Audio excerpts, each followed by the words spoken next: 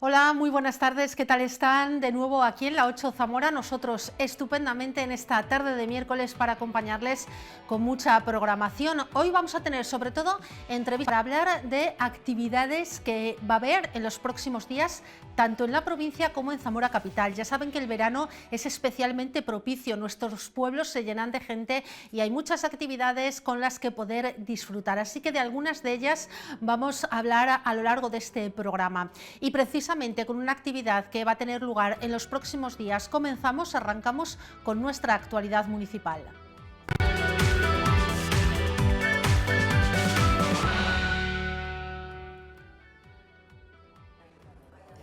Actualidad que nos sirve para contarles que el barco Dragón va a volver a surcar las aguas del río Duero en Zamora capital. La actividad va a tener lugar del 27 de julio al 7 de septiembre y está dirigida a personas mayores de 60 años.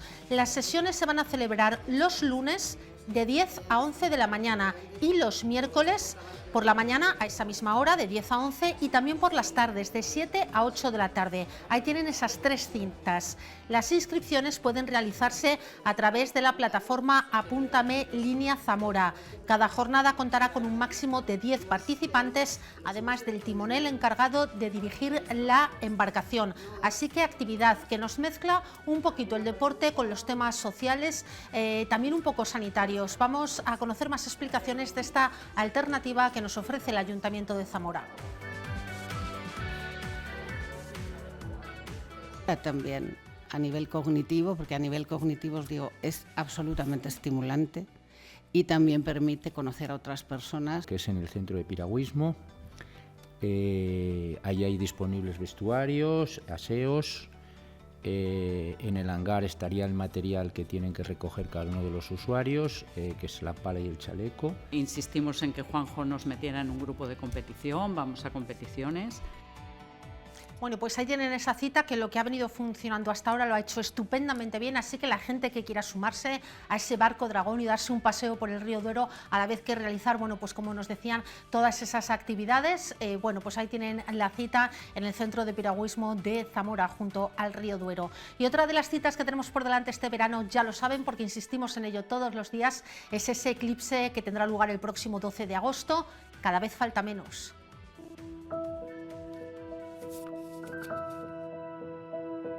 Zamora eclipsa.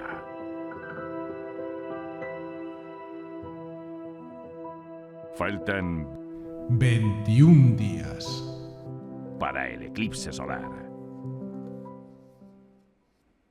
Bueno, y vamos a continuar también con actualidad de la que nos toca muy de cerca en Zamora, porque las autoescuelas de toda la provincia lo vienen advirtiendo y ahora lo dicen con más insistencia. Faltan examinadores y eso está provocando larguísimas colas a la hora de poderse sacar el carnet de conducir en esta provincia. Sobre todo los jóvenes aprovechan el verano, ya lo saben, lo sabemos todos, yo creo que todos lo hemos hecho a lo largo del verano, sacarnos el carnet de conducir. Bueno, pues se está poniendo la cosa muy complicada. Nosotros hemos hablado con el presidente de la Asociación de Autoescuelas de la provincia de Zamora para que nos lo cuente.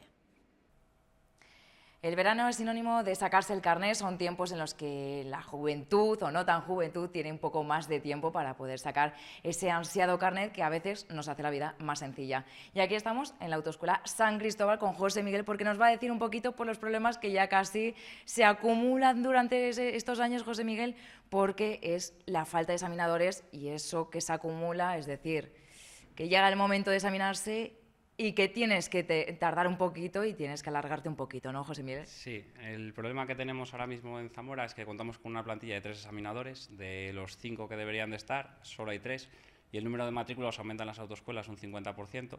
Entonces nos vemos en el final del verano saturados de alumnos y con poquitos exámenes.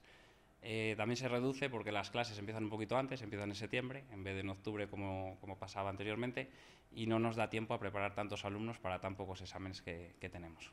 Además, casi es una problemática que prácticamente hablamos todos los veranos, porque sí que es verdad que se acumula, no es lo mismo a lo mejor sacarse el carné en invierno, ahora casi como los jóvenes acabamos los estudios, pues nos volcamos en el tema de estudiar un poco el carné, ¿no? Me imagino que esto ya estamos hablando no de este año, ya estamos hablando de años atrás. Sí, esto viene pues desde la pandemia prácticamente, un poquito antes, que vamos arrastrando este problema de exámenes. Ahora en Zamora hay unos 1.000 100 alumnos a la espera del examen práctico y suponemos que a final de verano sean unos 1.500, 1.600 los que estén esperando para la prueba de circulación. Además estamos aquí en las instalaciones de San Cristóbal, de Autoescuela San Cristóbal, que tenéis una instalación bastante amplia. ¿Qué les decís a los alumnos cuando llegan? Incluso se lo decís anticipadamente o ya una vez viene, decís, oye, pues mira, nos pasa esto, pasa en todas las autoescuelas, en toda Zamora, prácticamente en toda España. Ahora el problema es a nivel nacional, aquí lo vemos más cerca porque nos toca en Zamora, pero el problema es a nivel nacional, que hay una falta de examinadores bestial. Entonces, todo el proceso de formación se va retrasando, muchos alumnos incluso sacan el teórico en un verano y al año siguiente sacan el examen práctico. ¿Dónde está la solución? Hablamos de examinadores, pero ¿dónde está la solución? El insistir, en pedir, en volver a insistir, ¿dónde está esa solución? La solución tiene que venir de DGT. La Jefatura Provincial de Zamora sabemos que está haciendo esfuerzo en todo el posible porque haya exámenes y que nos intenten traer un examinador itinerante, pero el problema viene de más arriba, el problema viene de DGT. Entonces, hasta que DGT no vea ese problema de falta de examinadores, aquí no nos va a llegar ningún examinador. Y eso además, me imagino que habéis estado todas las autoescuelas, que incluso a lo largo de este tiempo os habéis comunicado entre vosotras para insistir, ¿no?, en lo que comentabas, porque ya es algo nacional, entonces incluso escribir un comunicado o incluso una reunión quizás. Sí, estamos teniendo reuniones con diferentes grupos políticos para intentarlo elevar el problema, por ejemplo, de Zamora a nivel nacional, pero bueno, este problema es sabido en todas las provincias y te diría de que casi el 98% de las provincias de España tienen problemas de exámenes. Algunos, aquí en Zamora, por ejemplo, tendríamos unos 3 meses de lista de espera para poder examinar, pero hay provincias que están un año para empezar a practicar solamente. Esos 3 meses, José Miguel, claro, ¿cómo se organizan? Decís al alumnado, oye, vamos a dosificar las clases, a ver cómo lo gestionamos para que más o menos no pierdas el ritmo, pero que no sea necesario gastar ciertas cantidades de dinero. Claro, intentamos que el alumno realice las prácticas necesarias para llegar al examen. Más o menos repartimos la formación para que no se le haga muy largo esa espera para el examen de circulación. Entonces hay alumnos que los vamos preparando, luego vamos repasando hasta llegar al examen y otros que, por ejemplo, exámenes de motos, exámenes de camión, que son exámenes más rápidos, esperamos a tener fecha de examen para poder empezar con las prácticas. ¿Eso cómo lo hacéis? Es decir, bueno, pues poco a poco me imagino. ¿Cuánto previsto tenéis a la semana, por ejemplo, para que no perder el ritmo y eso? ¿Cuánto es lo aconsejable que se llegue bien al examen y que no se alargue demasiado en el tiempo? Lo ideal sería empezar con la formación hasta que vayas cogiendo cierto nivel y una vez que tienes cierto nivel ya solo venir para repasar esos conocimientos que has ido adquiriendo. Si vas salteando mucho las clases, pues al final no vas a avanzar lo suficiente. Se nota mucho, José Miguel, en el tema del verano, como decíamos antes, el verano, que es ese impulso de alumnos al resto de meses. Ahora es más repartido durante el año, porque también ahora las clases, muchas de ellas son online, muchos alumnos con el autobús, que es gratuito entre provincias, también van y vienen directamente. Entonces hay alumnos que a lo mejor están en Salamanca y vienen todos los días a practicar, eso antes no se hacía. Así que es un poco más repartido durante todo el año. Y hablando un poco, pues eso, de las autoescuelas, ¿cómo ves el nivel? ¿Ha cambiado? Es decir, casi todos los años hablamos del tema de las generaciones. ¿Hay mucho cambio de generaciones? Es decir, ¿ahora cómo son los alumnos? ¿Qué nos puedes destacar de ellos? El nivel de las generaciones ha cambiado. Ahora una media más o menos de alumnos, las prácticas que tendría que dar sería sobre unas 40 prácticas, dependiendo de si antes ha tocado algún vehículo, si no ha tocado, pero más o menos por ahí. Antes el carné se hacía con unas 20 prácticas. Y también tenemos que entender que la ciudad ha crecido mucho el volumen de tráfico que hay por ella y las rotondas famosas que tenemos por aquí. Las rotondas, esas rotondas que a veces son un quebradero de cabeza, incluso para los que ya tienen carne, eso se nota, entonces, ¿me comentas? Sí, se nota mucho, se nota mucho. Ha aumentado mucho el tráfico y ese tráfico, pues también con todas las rotondas, todos los semáforos nuevos que tenemos, claro, la dificultad de esa circulación ha aumentado en Zamora. Pues José Miguel, te dejamos aquí, eso pues vamos a incidir, ¿no?, en esa demanda a la Dirección General de Tráfico de poder incrementar los examinadores para no que se alargue demasiado en el tiempo y que no se te haga un poco bola, porque sí que es verdad que muchas veces estamos deseando sacar el carnet de conducir y llega un momento pues que dices, lo necesito, no ya, pero por lo menos que sea en un tiempo pues determinado y asequible, ¿no? Sí, claro, lo que se trata es intentar que ese proceso formativo sea lo más corto posible y muchos de los alumnos que tenemos que poderle dar salida para poderlos examinar. Pues aquí desde la Autoescuela San Cristóbal nos despedimos aquí en la estación de autobuses, que hemos visto cómo ya han partido los coches con sus alumnos. Muchas gracias por atendernos. Gracias a vosotros.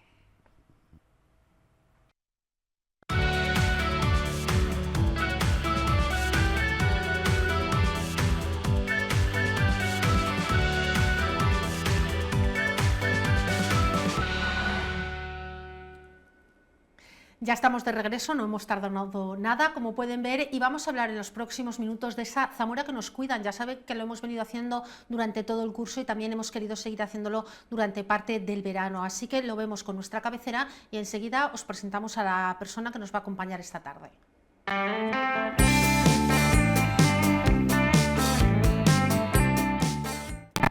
Bueno, pues esa Zamora que cuida tiene muchos aspectos y uno de ellos es todo lo que tiene que ver con el trabajo, con la formación y el empleo. Para hablar de ello nos acompaña esta tarde Blanca Fernández Román, que es la responsable del Servicio de Formación y Apoyo al Empleo. Buenas tardes, Blanca. Encantada de estar aquí. ¿Qué tal estás? Muy bien, la verdad, muchas gracias. ¿Qué tal el verano? De momento lo vamos llevando bien. De momento bien, mucho calor, pero bueno, vamos capeándolo con la piscina, así que ni tan mal. Muy bien, vamos mezclando ahí. Bueno, sí que queríamos hablar de esa parte que se realiza en la importancia que tiene para todos y muy especialmente para las personas, por ejemplo, de Intras, esa parte del trabajo, ¿no? Porque decimos muchas veces que el trabajo también nos cuida.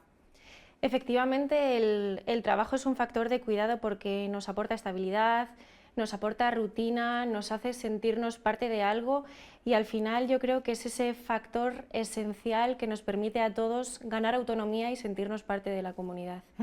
¿Qué nos aporta el empleo? Más allá de que, de que venimos a trabajar, de que tenemos un salario que lo necesitamos para vivir, pero ¿qué más nos aporta el empleo?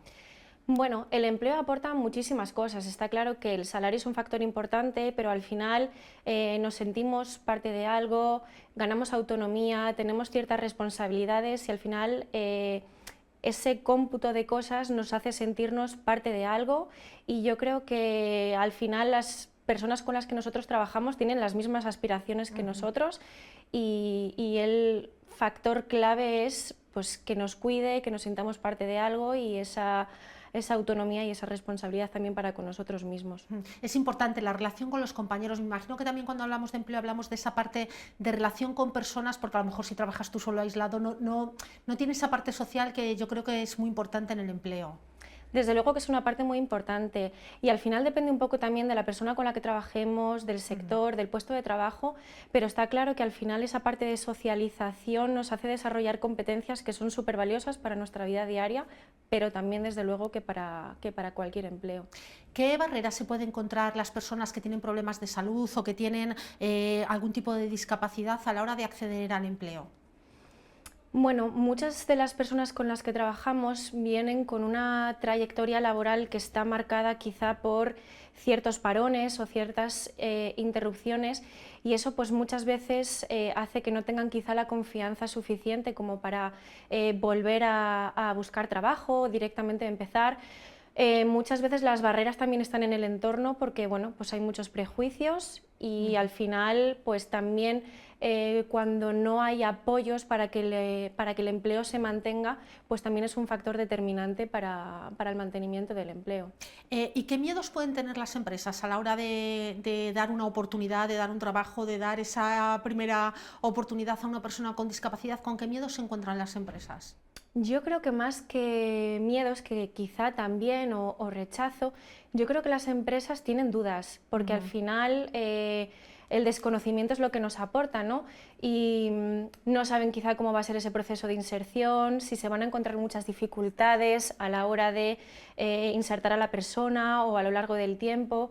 También desconocen, ¿no?, si quizá van a tener que hacer muchas adaptaciones o si esas adaptaciones van a tener que suponer también una inversión económica fuerte, pero la experiencia nos dice que con los apoyos que que se prestan a las personas y a las empresas, y con información al final todas esas barreras con el tiempo van desapareciendo. Claro, te iba a preguntar precisamente por la experiencia que vosotros tenéis, ¿cuál suele ser el resultado? Porque es verdad que al principio puede haber ciertos miedos o ciertos... pero yo entiendo que cuando una vez que se ha dado el paso, ¿no?, y vosotros ahí lo sabéis bien, bueno, pues ¿cuál es el resultado y qué os dicen las empresas? Pues al final las empresas con las que trabajamos yo creo que son empresas que tienen no tanto una responsabilidad social, que también, sino que tienen un compromiso con el talento. Nuestra experiencia nos dice que cuando se da la oportunidad las cosas funcionan. Está claro que como con cualquier persona, con cualquier empleo, pues al final esto no es un proceso lineal, pero siempre hay acompañamiento tanto para la persona que se inserta como para las empresas, y nosotros siempre vamos a estar ahí. La persona es la que elige el camino, ¿no?, pero nosotros siempre vamos a caminar de su lado y acompañar y estar siempre disponibles para cualquier situación que pueda darse. Claro, ese proceso también de aprender y de mejorar nos pasa a todas las personas, a las personas que tienen discapacidad, pero a cualquiera de nosotros. Es decir, llegamos a un empleo y por las dos partes puede haber al principio, bueno, pues un poco también de nerviosismo en los primeros empleos, pero al final vamos avanzando juntos todas las personas que accedemos a un empleo. Desde luego, y si tú te paras a pensar en tu trayectoria laboral, probablemente hayas pasado por ese tipo de situaciones. Nosotros no solo acompañamos en la fase de inserción, sino que ayudamos a las personas pues a ganar autonomía, a estar seguros de sí mismos, les ayudamos a desarrollar competencias personales y sociales que son muy valiosas y que luego además les permiten, pues cuando acceden a cualquier empleo, que sean mucho más sencillas esa interacción, ese mantenimiento, esa asunción de tareas y de responsabilidades. Claro, el sentirse más seguros, pero que es lo mismo que nos pasa a todos los demás, ¿no? Que con un poquito de tiempo te vas dando cuenta de que lo puedes hacer, de que lo puedes hacer bien, y nos sentimos cada vez más seguros. Yo creo que eso es para todos nosotros. Es la clave. ¿Qué es el empleo con apoyo? ¿Cómo lo ejercéis vosotros? Bueno, el empleo con apoyo es una metodología que lo que hace es acompañar a las personas con discapacidad en su proceso de inserción laboral y de mantenimiento del empleo en empresas ordinarias, en empresas normalizadas, vamos a decirlo. Al final nosotros lo que hacemos en este proceso es no solo ayudamos a la persona en esa fase de inserción, sino que trabajamos desde el inicio, pues un poco, como te decía antes, ¿no?, ayudando a esa fase de desarrollo de competencias, a esa fase de autoconocimiento, de desarrollo. Al final venimos trabajando esa parte de acceso al empleo, que cada proceso es único, no hay dos personas iguales, por lo que los procesos son totalmente individualizados, y lo que hacemos es proveer de diferentes apoyos para el proceso de autoconocimiento, recogida también de información que nos permita a nosotros acompañar, ¿no?, y también ayudar a la persona a determinar pues quizá cuál es el sector que más se ajusta a sus expectativas y necesidades, y al final es tratar de buscar empleos lo más personalizados posibles. No vale acceder a cualquier empleo, está claro que al final bueno, las necesidades son las que son, pero lo que va a determinar el éxito y lo que va a hacer que las personas se mantengan son los empleos realmente deseados, ¿no? Esos empleos que se ajustan lo máximo posible a sus expectativas y a sus necesidades. No es buscar un empleo por el hecho de que esté ocupado, sino un empleo que le guste y en el que se encuentre a gusto y cómodo. En ese sentido me imagino que tenéis que hablar antes de todo este proceso con ellos, ¿no? Ver un poco cómo hacéis esa labor de hablar con ellos y de ver qué es lo que más puede encajar un poco con su forma de ser, con su formación. Totalmente, al final es un proceso totalmente compartido, como te decía, la persona es quien está en el centro del proceso y nosotros simplemente pues vamos proveyendo de diferentes apoyos para que al final el camino vaya directo a esa inserción, a esa formación, al final a lo que la persona determine que es importante para ellos. Y luego, una vez que se incorpora a la empresa, en los primeros días también seguís prestándoles ese tipo de apoyo, si ellos tienen dudas, o un poco cómo lo hacéis una vez que él ya está incorporado y ya está él o ella esté ya incorporado y trabajando. Los apoyos los prestamos hasta que la persona determine que son necesarios. Nosotros prestamos soporte también durante el proceso de inserción, pues les ayudamos a recopilar documentación de cara a la contratación, acompañamos a las empresas a hacer un análisis del puesto de trabajo, ver si hay alguna necesidad específica o alguna adaptación que sea necesaria previa a la incorporación.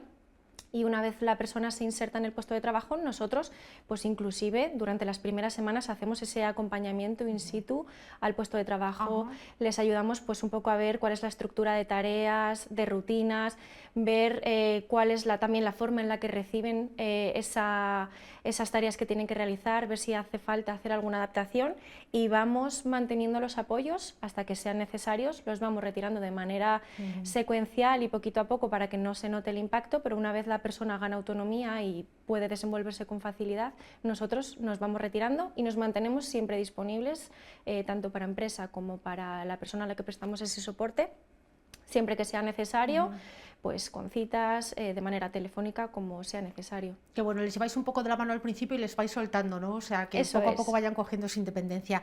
¿Qué gana una empresa cuando es inclusiva? Bueno, para mí yo creo que lo esencial es que gana talento, porque al final vivimos en una ciudad pequeña que está súper caracterizada también por la despoblación, y al final dar la oportunidad a las personas es una manera de ganar talento, también de mostrar compromiso, y al final esa inclusión es muy ganadora para la persona, pero sobre todo también para las empresas, que son quienes generan la oportunidad, y yo creo que todos tenemos la posibilidad de poder generar oportunidades. Y yo creo que una empresa gana cuando tiene gente alrededor muy diversa, ¿no? Porque al final, si somos todos iguales, vas a obtener todo igual, y cuando hay una gran diversidad en lo que tienes alrededor, yo creo que se mejora, ¿no? Y incluso los propios trabajadores, unos con otros, también mejoramos y crecemos más. Desde luego, al final pues todos aprendemos a trabajar de manera más coordinada, a mejorar también quizá muchas veces nuestra comunicación, la forma en la que ejecutamos las tareas, la forma en la que compartimos el tiempo, y eso es ganador para todas las empresas y todos los sectores, desde luego. ¿Qué le podemos decir a las empresas de Zamora que se animen, ¿no? Porque me imagino que hay muchas que ya tienen esa inclusión, pero aquellas que a lo mejor solo hayan pensado y no hayan dado el paso definitivo, ¿qué les podemos decir a las empresas de Zamora para que se animen y abran un poquito más sus puertas? Yo les diría que dieran una oportunidad, que al final no solo hablamos de responsabilidad social, sino que hablamos de generar relaciones que aporten. El trabajo nos cuida a todos, y bueno, esa parte sobre todo de ganar talento y de mantenerlo y de hacer crecer a las personas y sobre todo a nuestras empresas, yo creo que es clave en la ciudad en la que estamos también. El empleo nos ayuda, entre otras cosas, a ir ganando también autonomía, supongo. Desde luego que nos ayuda a ganar autonomía. Al final vamos tomando decisiones poco a poco, al final las acciones o las funciones que tenemos en nuestros puestos de trabajo aportan a que las empresas sigan creciendo, y eso es un factor que también nos hace sentirnos bien, y esa manera de ir creciendo laboralmente, aunque sea un crecimiento totalmente horizontal, nos hace ganar autonomía a cualquier persona. Claro, eso te iba a decir, si a nosotros nos ayuda con la autonomía, a las personas que tienen discapacidad y que precisamente necesitan una mayor autonomía, imagino que les venga doblemente bien, ¿no? Desde luego, porque al final muchas veces esa falta de confianza nos hace ser mucho más cautos, pero con ese apoyo que nosotros prestamos, las empresas disponibles, esa flexibilidad también para prestar soporte y hacer adaptaciones, pues nos hace ganar autonomía a todos. Y una empresa inclusiva, haciendo este tipo de labor, este tipo de trabajo, también está cuidando el territorio. Desde luego que sí, es una manera de cuidar el territorio, porque al final asentamos población, ganamos talento, como te decía antes, y es una manera de generar impacto al territorio directamente, porque nos estamos quedando con el talento aquí. Claro, yo me imagino además que las personas que tienen una discapacidad, que bueno, pueden vivir con su familia o que pueden vivir muchas veces en pisos tutelados o que tienen otras formas de vida, para ellos es especialmente importante mantenerse en su territorio. Es decir, a lo mejor bueno, pues una persona que no tiene discapacidad tiene más capacidad para irse lejos y separarse de su familia o de su núcleo de referencia, pero las personas con discapacidad, me imagino, te pregunto por eso, tienen más necesidad de sentirse cerca de su familia, de la ciudad que conocen, y sea especialmente importante que se puedan quedar en su territorio. Desde luego que el entorno y la estructura nos da seguridad a todos, entonces eso es un factor que es determinante, al final sentirnos parte de algo y de algo conocido, entonces sí, desde luego que es algo importante. Bueno, pues en Intras estáis haciendo un grandísimo trabajo, aquí es uno de estos ejemplos que acabamos de conocer, ayudando a las personas, apoyando, como decíais, llevándolos, y de esa manera ayudáis un poco a toda la sociedad, así que ha sido un placer acercarnos un poquito más al trabajo que realizáis. Blanca, muchísimas Igualmente, gracias. Muchísimas gracias a vosotros. vosotros? Bueno, nosotros ponemos fin a esta sección y continuamos. Un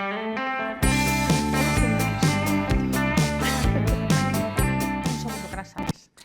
Bueno, pues nada, estábamos despidiendo a Blanca, hacemos una pequeña parada para publicidad y volvemos. Nos quedan muchísimas cosas que ver y que compartir con todos ustedes, porque tenemos por delante muchas citas de cara a este verano. Lo veíamos y lo decíamos al principio, que tenemos muchas cosas que hacer estos días de verano en nuestra provincia, y de ello vamos a hablar a la vuelta de publicidad.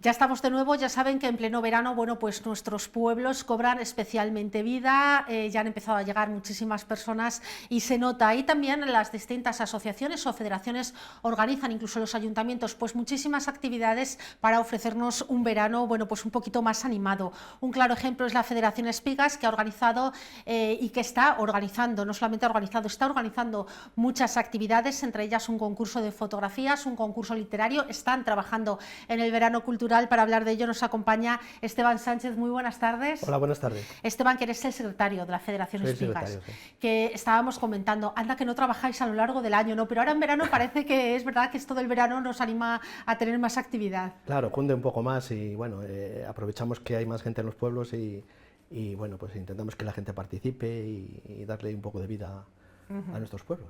Bueno, y los dos concursos que tenéis en marcha preparados son concurso de fotografías, que lo tenemos aquí. Bueno, vamos a ir hablando un poquito para que la gente sepa en qué consiste el concurso de fotografía y que se pueda animar, porque es verdad que también ahora no solamente la gente que viene de fuera, sino nosotros salimos a dar una vuelta por cualquier parte de nuestra provincia, que tenemos una provincia maravillosa, y está bien que ahora con el móvil además lo tenemos tan sencillo, no solamente la gente que controla con una buena cámara, cualquiera con un móvil puede hacer hoy en día buenas fotografías. Cuéntanos un poquito cuáles son los objetivos de este concurso de fotografía. Bueno, pues sí, bueno, el objetivo es recuperar y fomentar usos y costumbres y tradiciones de nuestros pueblos, en una palabra.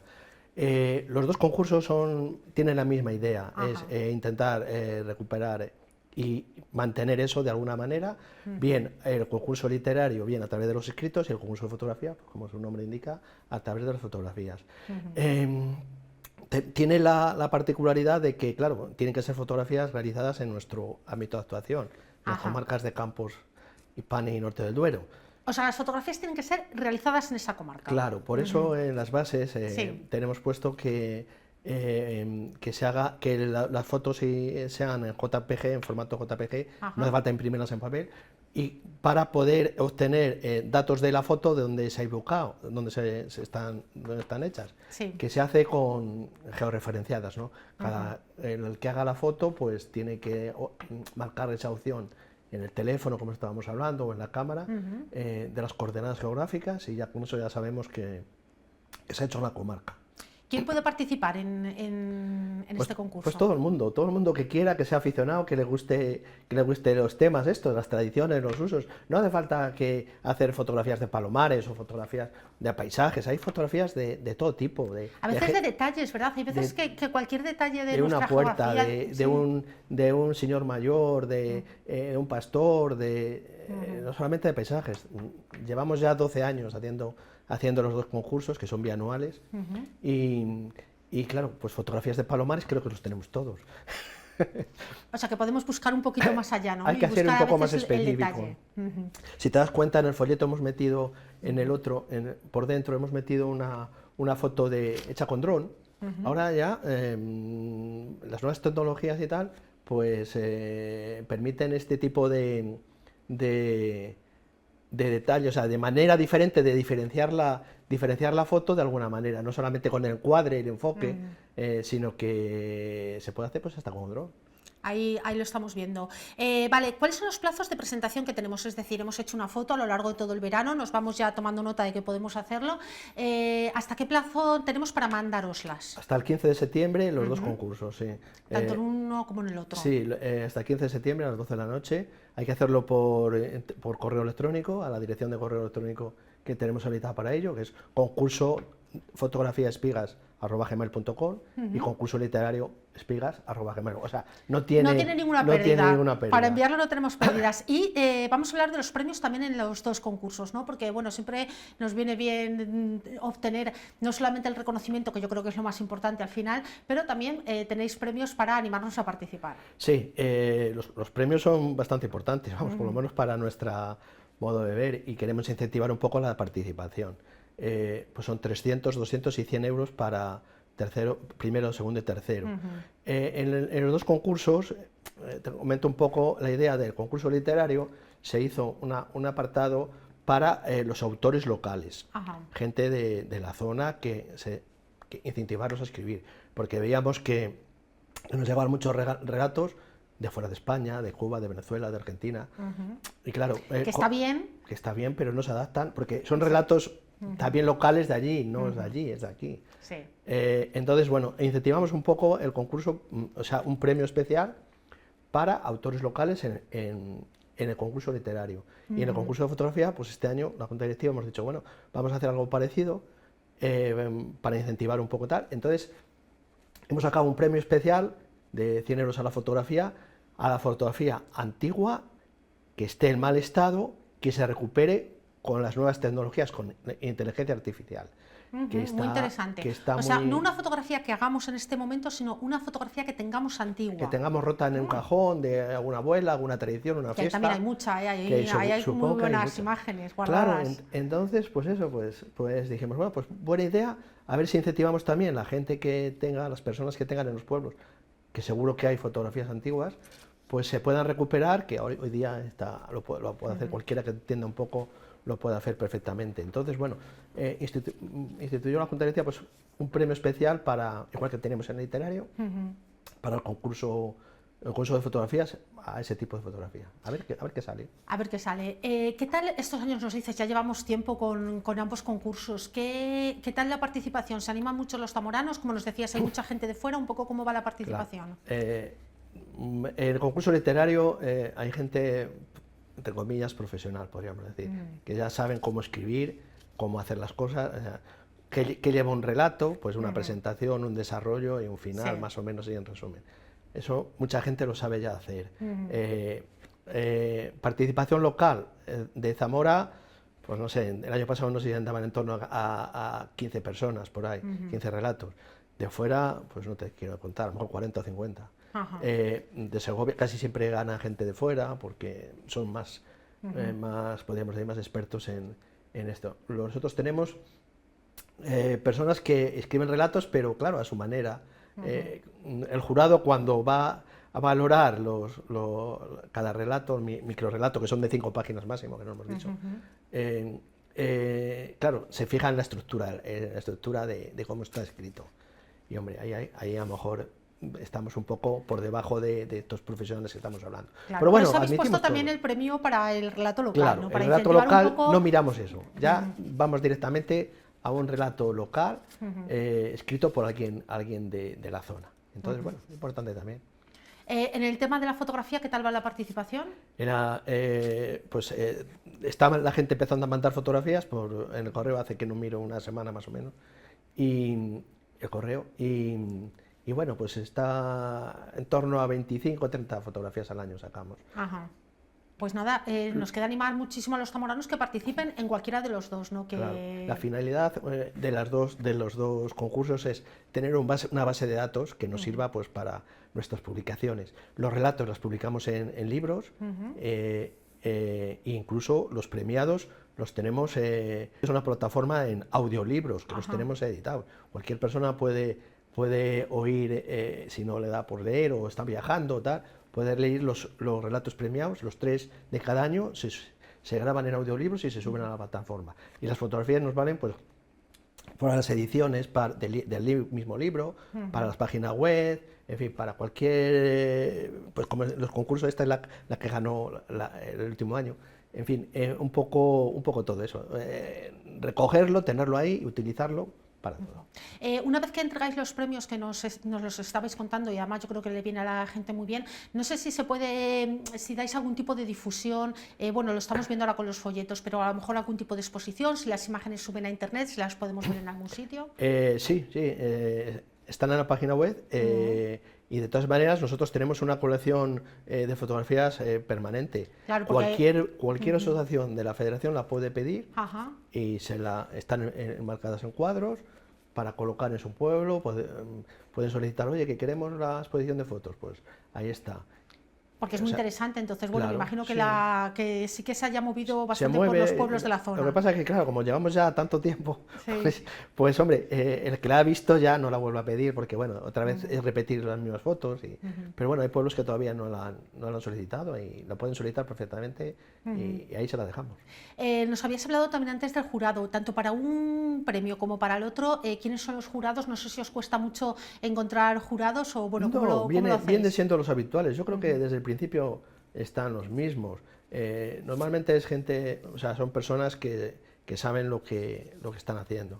En el tema del concurso literario, pues son maestros de escuela, de los pueblos y tal, que conocen un poco el tema. Y en caso de fotografía, pues son técnicos en fotografía, como veis aquí, alguno, pues Estudio MIN, por ejemplo, o HDB Producciones. Sí, profesionales que tienen buen ojo y que saben un poco del tema, porque si no, claro, es imposible. Yo, hombre, puedo ver una fotografía y decir, te bueno, puede me gusta, gustar más o menos, ¿verdad? Pero todos ellos le sacan el punto. Esta está descuadrada, esta no sé qué, esta no sé cuál. Yo que sé, un poco ahí. Los relatos pasa lo mismo. Sí, que cuando tienes un punto de vista un poquito más profesional, bueno, pues ayuda a que tomen la decisión de una manera un poquito más objetiva. Claro. Esteban, cuéntanos, porque decíamos, bueno, tenéis estos dos concursos que ya le decimos a los zamoranos que se animen a participar, pero estáis trabajando todo el año, os vemos trabajar, iba a decir las 4 estaciones, pues sí. Y estáis preparando también verano cultural, bueno, pues para tener muchas actividades. Vamos a hablar de él porque lo presentáis mañana formalmente y hablaremos de él más adelante, pero bueno, me imagino que también os anima, ¿no?, a seguir realizando actividades para que nuestros pueblos sigan con mucha vida también en verano. Pues sí, nosotros lamentablemente es cuando más personas hay en los pueblos, ahora en verano, y bueno, es así. Nosotros hacemos actividades todo el año. Empezamos con el carnaval, como sabes, el Antruejo en febrero, cuando caiga el carnaval, y en invierno, bueno, tenemos bastante participando en el carnaval, es una cosa que estamos bastante contentas, y sobre todo niños. El único sitio que tenemos niños es el carnaval. Después ya con los certámenes que tenemos, el de canciones antes del verano y el de Navidad, pues tal. Y ahora en el verano, pues expresamente los dos concursos y el verano cultural. El verano cultural se estructura básicamente en 2 programas, un programa de teatro y un programa de actividades varias. Y bueno, pues ya lo presentaremos y bueno, está bastante entretenido. Ya lo conoceremos con detalle para que la gente pueda ir tomando también nota de esa agenda tan interesante que hay en nuestros pueblos. Por lo demás, nos decías, a lo largo del año funciona muy bien todo el tema de los coros, de las canciones, de todos los certámenes que organizáis. Claro, es una de las bases desde el principio de la federación.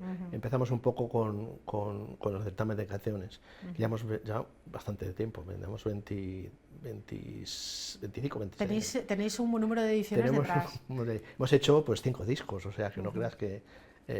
bueno, la gente se entretiene. Los certámenes de canciones son, podríamos decir, aparte de lo que significan de recuperación de la música tradicional, de las canciones, de los villancicos y tal, supone que previamente, 3 meses antes como mínimo, los pueblos, la gente va a estar entretenida, va a estar ensayando. O sea, es muy importante la labor en pueblos, además muy pequeñitos. Es verdad que Tierra de Campos tiene mucho pueblo muy pequeñito, con poco habitante. Es muy importante que en invierno, bueno, pues que tengan una cita para encontrarse, para ensayar, para pasárselo bien al final, para socializar. Yo creo que hay veces que es un poco también la excusa, y una excusa maravillosa para que la gente se junte y haga algo tan bonito como es cantar juntos. Claro, eso para nosotros tiene muchísimo valor. O sea, vamos, donde canto yo, en el coro de Villalba, pues llevamos ensayando para el certamen, pues empezamos en febrero. Ahora pasa el verano y empezamos a ensayar los villancicos. O sea que aparte los coros dan conciertos en los pueblos que lo piden también. Con lo cual hay que estar siempre pendiente. Bueno, pues venga, tenemos que ir a cantar a tal sitio, venga, hay que preparar pues un repertorio de 15 canciones tradicionales, por ejemplo. Entonces, esa vida, ese estar preocupado, que la gente esté en casa en el invierno, iba a decir a braseros, bueno, ya no hay braseros, pero tienen que salir, ir a ensayar y demás. Y bueno, es una labor estamos muy estupenda, orgullosos de eso. es una labor estupenda la que hacéis, es verdad. Luego tenéis piques entre los distintos pueblos y los distintos coros. Empezamos con eso, en los concursos, los certámenes fueron en un principio, ya por los años 2000, 2000 y pico, hasta el 2000, a lo mejor 2008, 2010, eran concursos. Y claro, se votaba, era como el Eurovisión. Imagínate. Y ahí es cuando surgían los problemas. Ahí surgían problemas, lo he contado muchas veces, pues como pasaba con Yugoslavia, Croacia, Yugoslavia, todas, o sea, los pueblos vecinos se votaban a sí mismos. Aunque llevábamos un jurado profesional también, de músicos, del consorcio de la Diputación y gente que sabe, técnico, pero había un jurado popular tipo Eurovisión, tipo de votar por teléfono, se votaba allí, claro. ¿Qué pasaba? Pues no mirábamos eso, y entonces, claro, había piques, lo que me estabas comentando, había piques, pues oye, yo he cantado mal, o tal, decía el profesional, no, el de la botella entró fuera de tono, y el otro de la guitarra lo mismo, entonces ese no lo hizo bien, tal, bueno, lo quitamos, eso al final, dije, bueno, un certamen que no haya premios para todos y bueno, y desde entonces llevamos y desde entonces más tranquilidad, ¿no? Estamos fenomenal así. Pues que se mantenga así. Esteban, muchísimas gracias. Recordar a los zamoranos esos dos concursos, que participen, concurso de fotografía y concurso literario de esta tierra de Campos. Mañana, como decimos, presentación del verano cultural, hablaremos de él un poquito más adelante, ¿te parece? De acuerdo, muy bien. Pues muchísimas gracias por estar con nosotros esta tarde, por la labor que hacéis además en nuestro medio rural, que es fantástica. Muchas gracias por venir a contárnoslo. Muchas gracias a vosotros por darnos esta participación. Bueno, pues nosotros, como les decíamos, íbamos a hablar de citas culturales en la provincia y también de citas culturales que tenemos y muchas en Zamora capital. En los próximos días alguna muy interesante, os la contamos con detalle con la protagonista después de publicidad.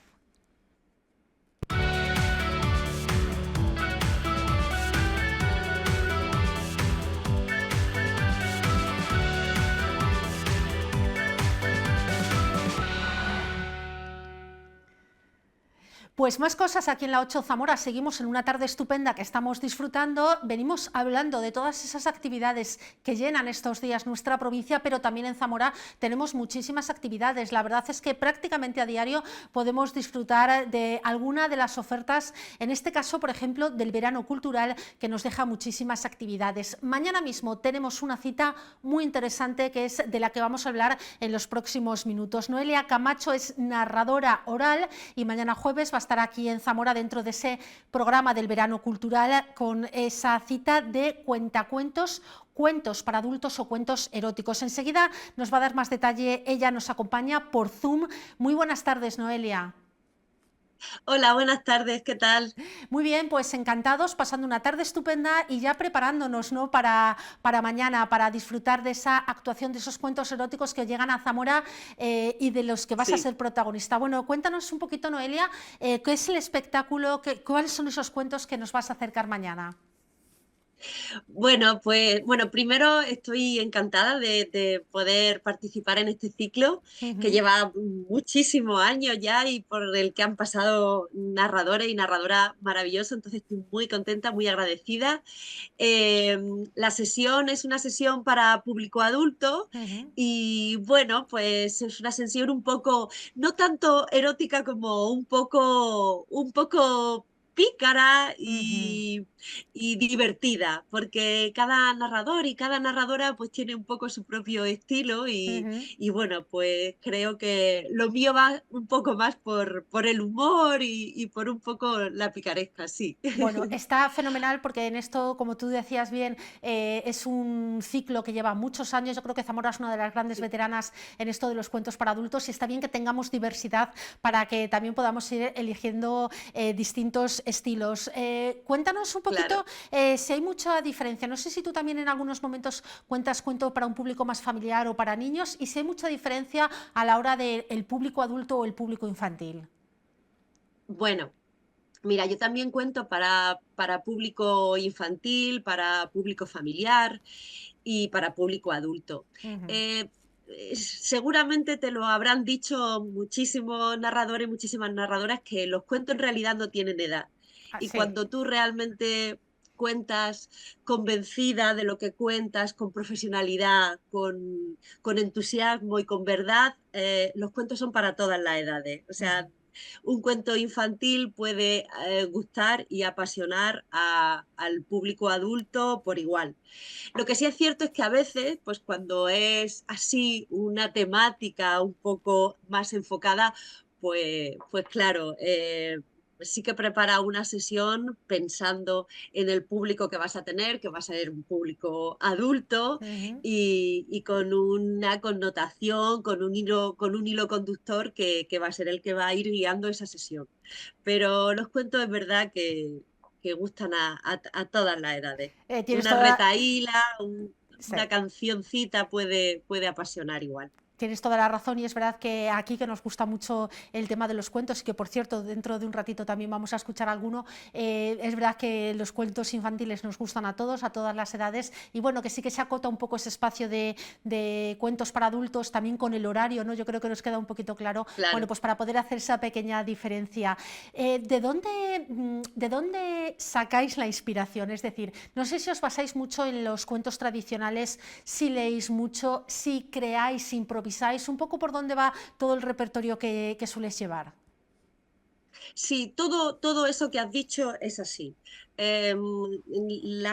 La gente que contamos cuentos y que nos hemos dedicado a esto profesionalmente, inevitablemente creo que somos grandes lectores, que nos gusta leer, que nos gusta el relato, nos gustan los cuentos. Entonces, primero hay un gusto por la lectura y por la historia.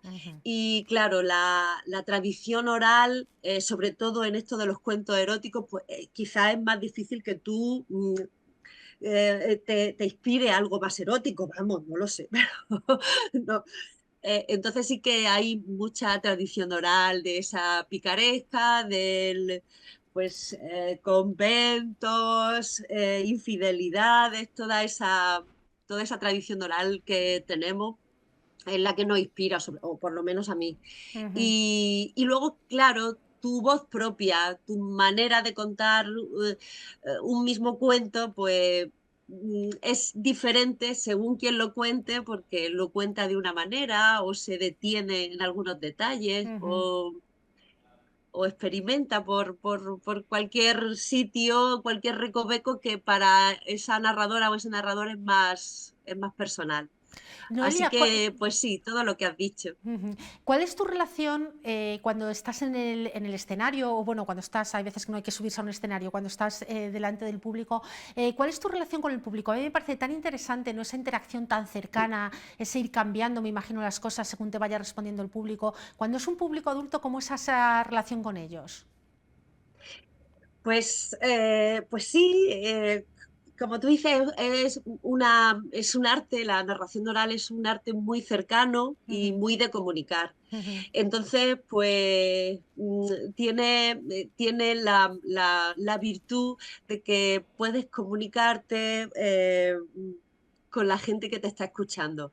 Y si estás a gusto, si realmente estás a gusto, pues interactúas, escuchas, estás atenta a todo lo que sucede. O a mí me gusta estar a eso, muy atenta a lo que sucede, muy con la gente y eso es muy bonito, porque es como de entraña. Muchas veces, no sé, puede ser que pase que no recuerdas qué historia te contó aquella narradora o aquel narrador, pero sí recuerdas lo que sentiste, porque participaste, te hizo sentir. Entonces también hay mucho sentimiento, hay mucha entraña con cada sesión. ¿Cómo ves un poco la situación general de los narradores, de los cuentos? Es verdad que tenemos un mundo cada vez más digital. ¿Seguís teniendo, Sí. aquí en Zamora yo creo que hay mucha tradición y que nos gusta y que lo disfrutamos, pero no sé, tú que vienes de fuera de Jaén, pasa en todo el territorio nacional, ¿hay una buena salud? ¿Tenéis una buena oferta? ¿Tenemos una buena oferta en cuanto a las narraciones orales, a los cuentos? ¿O nos está costando en este nuevo mundo en el que estamos entrando tan digital? ¿Cuál es la salud de los narradores y de las narraciones? Ay, bueno, creo que cada vez hay más gente gente concienciada en que es el momento perfecto y lo ideal para este mundo tan digital, tan inmediato, encontrar estos espacios de escucha, de tranquilidad, es como una cosa, no sé. Es como un oasis. Pero eso es, sí, sí, sí, es como un oasis. Entonces, cuando se produce, la gente lo valora. O sea, es como, oye, es verdad, y he estado una hora sin mirar el móvil, y he estado una hora atenta, escuchando, sin prisa. Pero es cierto que yo sigo teniendo que hacer mucha pedagogía sobre cómo se, o sea, pedagogía en colegios, o sea, de ejemplo. Profesores, profesoras deben dar ejemplo, deben propiciar esos momentos. Entonces sí que creo que por lo menos aquí en Andalucía, Jaén es verdad que es una ciudad, somos una ciudad de interior y nos cuesta, eso va con nuestra, pero sí que noto que se valora, pero que aún así hay que seguir haciendo mucha pedagogía y mucho trabajo de mesa, no tanto artístico, pero, pero bueno, creo que la gente que lo valora bien y se nos trata bien cuando eso sucede. Estoy segura que me vais a tratar muy bien en Zamora y cuando voy a algún evento, pues es cuidado pero bueno, hay que seguir, no hay que relajarse. No sé si te toca todavía mucho eso de ponerte a actuar y tener que parar en algún momento a decir, por favor, los móviles no, o la gente ya es respetuosa y hemos aprendido, nos ha costado, pero al final hemos aprendido a, lo que decíamos, si es que es una maravilla, sentarte una hora, desconectar, yo creo que es una delicia, el voy a dejar mi mente disfrutar completamente, la gente ya sabe que eso es una maravilla y lo disfrutamos, o todavía te toca decir, por favor, el móvil apagado. Yo lo digo. Por si acaso, yo lo ¿no? digo, por si acaso. Pero es verdad que cada vez la gente está más concienciada del teléfono, todavía, todavía desgraciadamente suena alguno, pero sí es verdad que la gente va entendiendo y va silenciando su móvil. Y luego es verdad, es lo que hablamos, es que cuando acaba y piensas, Dios mío, una hora sin haber mirado el móvil, ya no somos capaces ni ver una serie de media hora, todo cada vez más corto, más. Entonces, bueno, esto es un acto revolucionario. Con los pequeños también te cuesta, no solo con los mayores, que a lo mejor los mayores lo valoramos más, con los pequeños también te cuesta cuando actúas con ellos el que estén una hora quietos, que hoy en día nos parece un milagro sin tener una pantalla delante. No, vamos a ver, no me cuesta tanto. Al final, claro, sí, hay momentos, ¿sabes? Y edades, los más pequeñitos, pues de infantil, pues igual les cuesta estar quietos en el sitio, pero es que también hay que cuidar mucho el cómo, porque, bueno, pero eso es ya una batalla que pues por favor estén en sus sillas, no estén en el suelo, porque el suelo es muy idílico y muy bonito, pero es incómodo, entonces preparar el espacio. Sí. La narración oral es un arte muy frágil y hay que cuidarlo mucho y muchas veces ponemos en cualquier sitio, puede ser un buen momento para el cuento. No, hay que cuidarlo mucho, las condiciones, el ambiente, el ruido. Si todo eso se da y elige un buen repertorio, las criaturas están encantadas.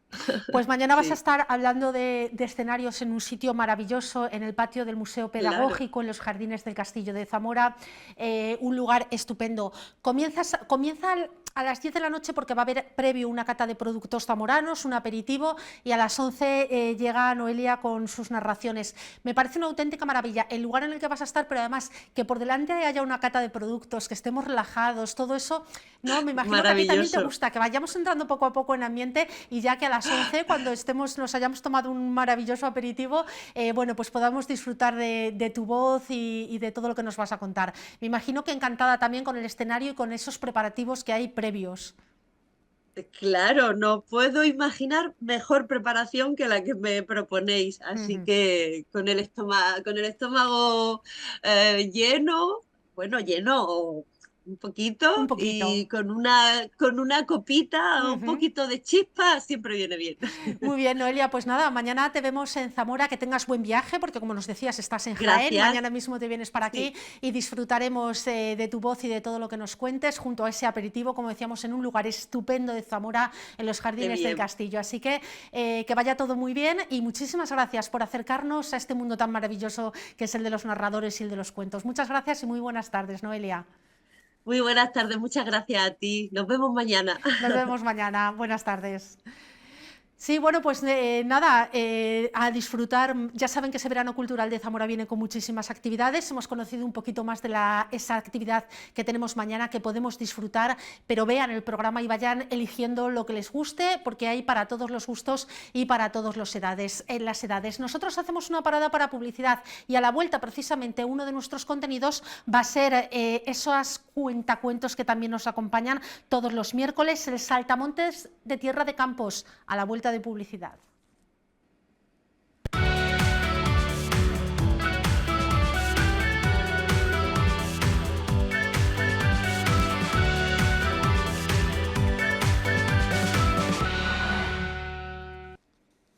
Bueno, pues ya estamos de vuelta. Ya saben que todos los miércoles tenemos una sección que hemos estrenado este verano y que nos encanta, que es Zamoraneando Cuentos. Lo vamos a ver en unos instantes, porque antes les invitamos a estar con nosotros y a participar con nosotros en una procesión que ha tenido lugar hace tan solo unos días. Sí, en el mes de julio también tenemos procesiones, porque se celebra la Virgen del Carmen, y aquí en la Iglesia del Carmen de San Isidoro se ha celebrado misa y posteriormente procesión. Nuestra compañera Nuria ha estado allí siguiendo todos los detalles, hablando con los protagonistas y nos lo cuenta. La Virgen del Carmen, como manda la tradición y pese al calor, salió en procesión acompañada por sus devotos. Una procesión en la que los niños volvieron a ser algunos de los grandes protagonistas. Muy guay, y ya llevas mucho tiempo, conoces a gente y te lo pasas muy bien. ¿Para ti qué significa? ¿Ya estáis aquí decoradas? ¿Estáis orgullosas? Mucho, porque yo ya he venido otros años y me gusta salir y desfilar. También un poco de nervios y pues de ganas de salir. Es una experiencia que se vive solo un año y pues hay que disfrutarla. Y con tu padre también, ¿no? O sea, que esto ya... Y con la familia y con los amigos. Con mucho mimo, devoción y respeto, los fieles arroparon a la Virgen del Carmen durante todo el recorrido. Todo ello no sería posible sin la labor del jefe de paso, que dirige y coordina a sus hermanos para que la procesión transcurra con el orden y la solemnidad que requiere. Un año más con la tradición y otro año a poder sacar la Virgen de aquí. ¿Qué significa para vosotros esta tradición tan arraigada? Pues para mí, llevo muchos años aquí y para mí es algo muy especial sacar la Virgen y poder disfrutar de un día maravilloso con una temperatura este año que hace bastante bueno, no como otros años que hace 38, 39 grados.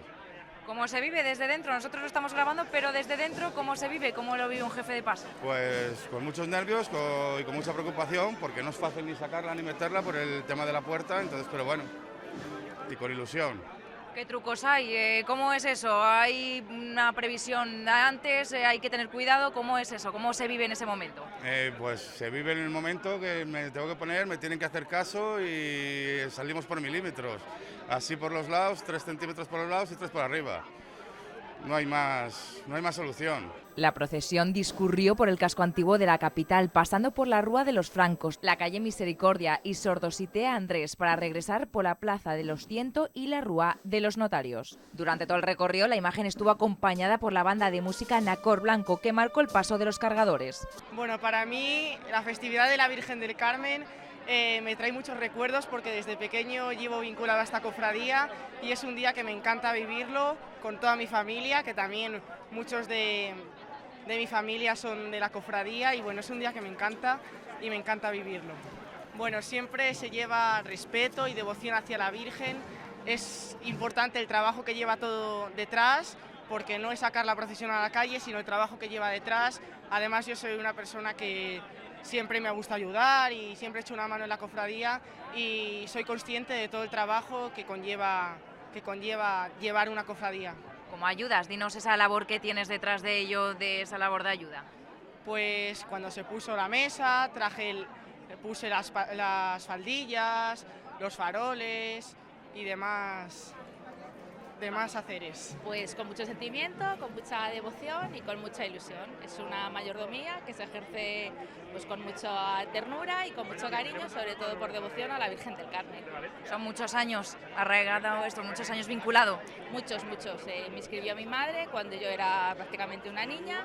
Lo haces a lo mejor sin querer y sin saber en dónde te metes, y luego con los años esa devoción va creciendo, hasta que llega un momento en el que lo sientes pues cercano. Y hasta ahora, en estos días, ¿cómo se vive un año más con el buen tiempo? Pues no fallas a esta cita. Pues van pasando los días y ves que se acerca el día y van sembrando un poquillo de nervios, un poquillo de sensaciones. Te vas encontrando con gente que ves pues cada cierto año, pero son gente que recuerdas de toda la vida. Procesión que este año tiene un significado especial, ya que se conmemora el 775 aniversario de la entrega del Santo Escapulario.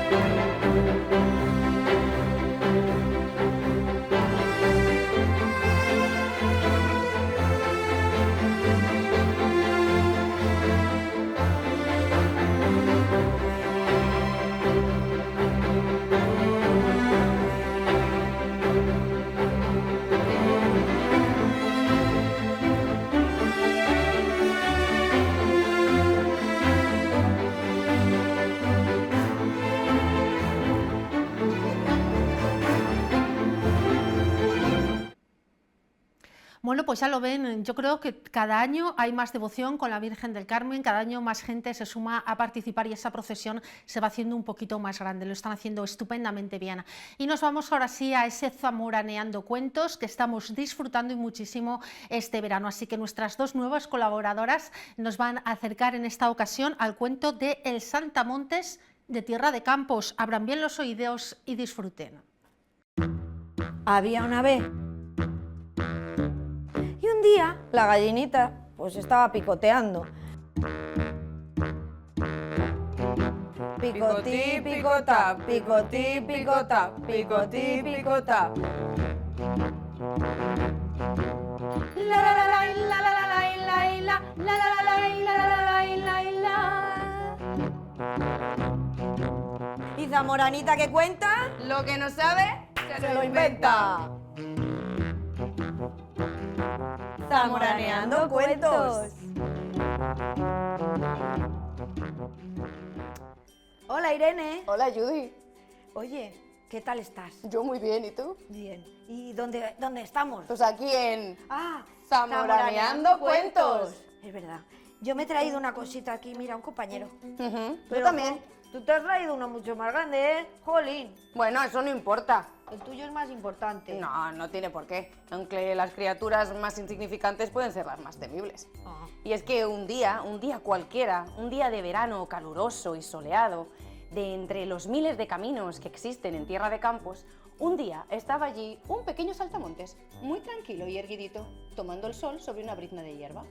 Y por allí que pasó un engreído y orgulloso gato montés.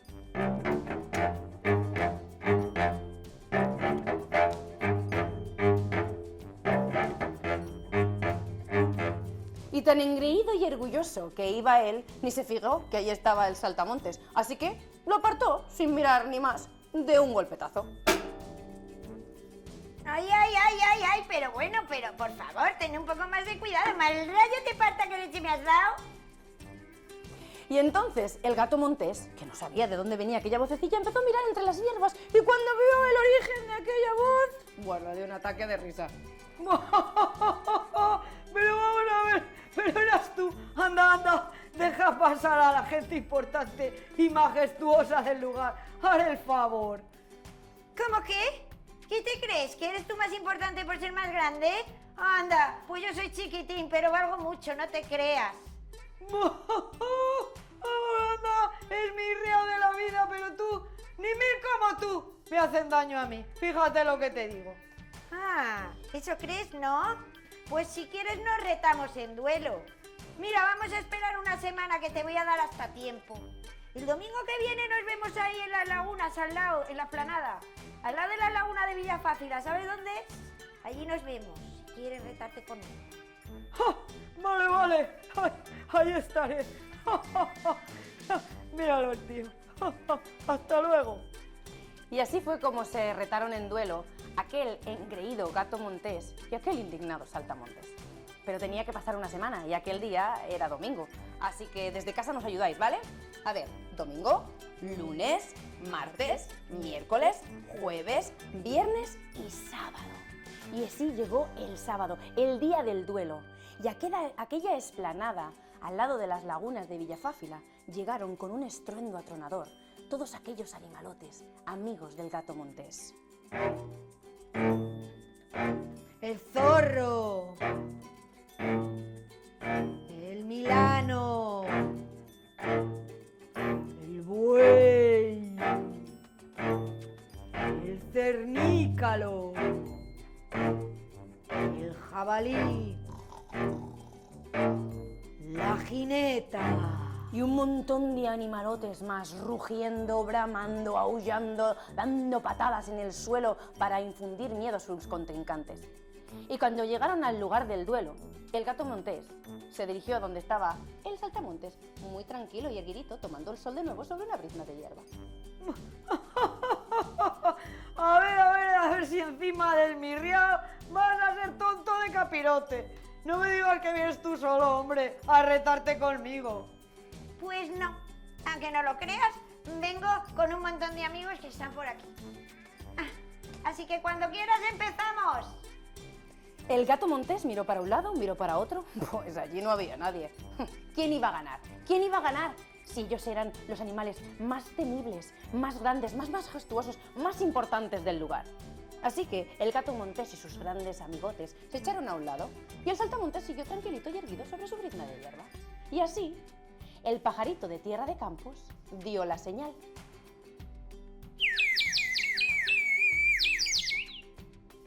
Y entonces... Del bosque de ribera, de entre los chopos...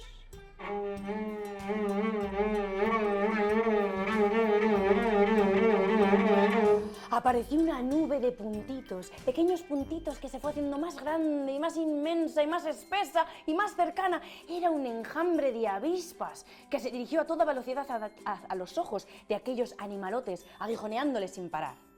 Y casi en el mismo momento... Allí, en las lagunas, desde aquellos humedales...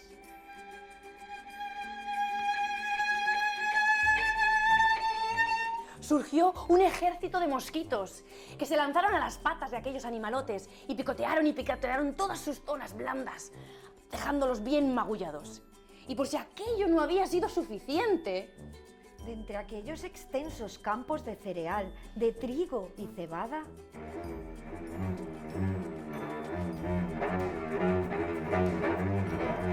apareció de allí una enorme patrulla de moscardones que se lanzaron hacia las orejas de aquellos animalotes, zumbándoles y desorientándoles sin parar. Y así, todos aquellos animales... El milano, el jabalí, el cernícalo, el buey, la jineta...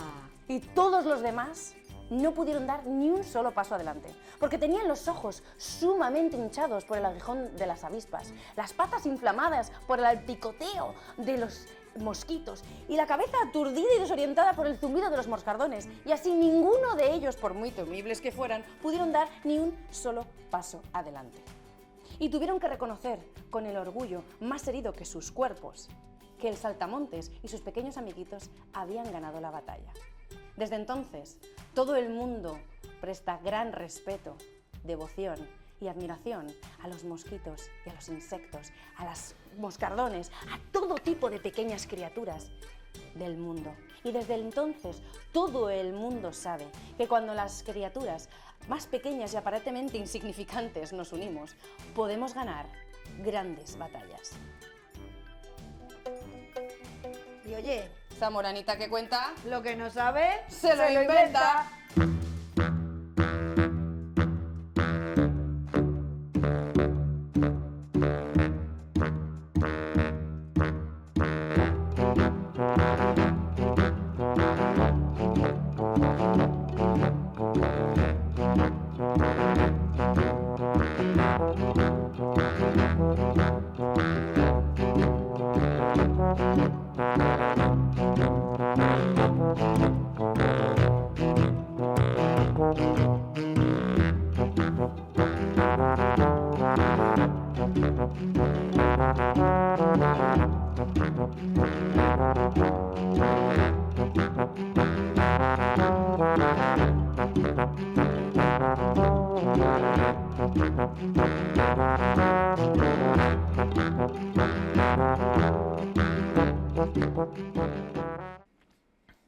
Es un gusto y un placer, la verdad, estamos disfrutando muchísimo este verano con esta sección, nos está encantando. Y continuamos, vamos a hacerlo ya para despedirnos, si les parece, llegando ya a la parte final de este programa. Vamos a ver un reportaje que elaboraban este año, lo elaboraba nuestro compañero Rafa Santiago, de la mano de Rafa García, y que nos acercaban a uno de los temas, yo sin duda ha sido uno de los reportajes que más me ha gustado de estos últimos meses, porque nos han acercado a la historia, a todos los detalles que hay detrás de la iglesia de Cristo Rey, que son muchos. Es una de las iglesias del pasado siglo XX, sin duda más singulares, con más historia, con más detalles que poder conocer de toda nuestra provincia. Y Rafa García nos cuenta todos esos detalles, así que vamos a disfrutar y a conocer algo más sobre la iglesia de Cristo Rey. Con este reportaje nos despedimos, mañana volvemos con muchas más cosas aquí en la 8 Zamora, entre otras, mañana tenemos las fiestas de Moraleja del Vino, no se las pierdan. Hasta entonces, que tengan una muy feliz tarde.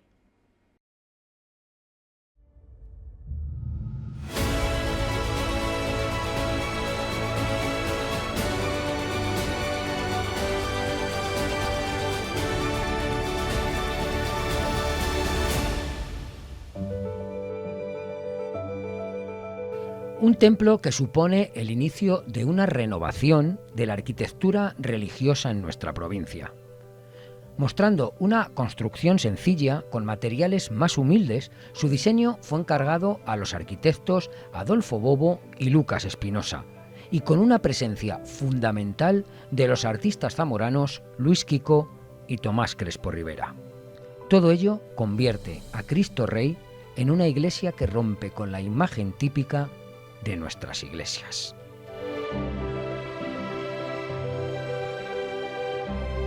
Estamos ante la iglesia de Cristo Rey, que antes que nada hay que decir que se trata de una de las obras más importantes de las iglesias más importantes de mitad del siglo XX en Zamora, en toda la provincia, salvando pues algunos ejemplos como María Auxiliadora o algunas obras más, que representa de forma clara lo que ha sido la evolución en la arquitectura religiosa contemporánea en el siglo XX a nivel nacional en España. De tal manera que bueno, pues no acaba siendo una iglesia marginal o una más de tantas, sino que bueno, pues concentra un poco ciertos elementos icónicos por sí mismo en el contexto español, no solo local zamorano, que es una obra muy local, ciertamente, pero sí representa de alguna manera pues una forma paradigmática de lo que ha sido la evolución de la arquitectura religiosa contemporánea pues a mitad del siglo XX.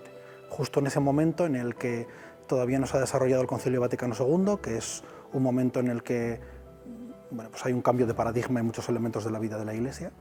Todavía no se ha producido, pero ya hay algunos ensayos, hay ciertos elementos que quieren avanzar hacia un cambio también en la forma de celebrar y por tanto los edificios que acogen la celebración. Y bueno, pues este quizás es uno de los grandes valores de esta iglesia. Junto, bueno, pues con el nuevo lenguaje de carácter más moderno, pretendidamente moderno.